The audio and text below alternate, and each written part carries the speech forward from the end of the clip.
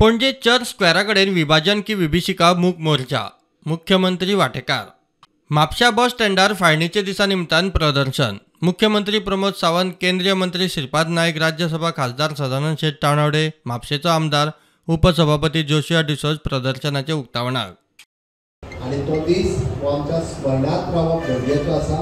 स्मरणात रावप इतक्याच खातीर आयजूय बी शक्ती वावुरता, कारण ह्या देशांतल्या जाती भेद करपा खातीर, धर्मभेद करपा खातीर काही शक्ती ज्यो आसा आयजूय वावुरतात, तांकां आमी बळी पडपाक जायना। आणि आमकां ती भारत म्हाका परत एकदा अखंड पळय हें आमचें बुद्धिस्ट आमचे दोळे समोर दवरले, जाल्यार आमची प्रत्येक कृती ही देशाक ही पूरक ठरतली।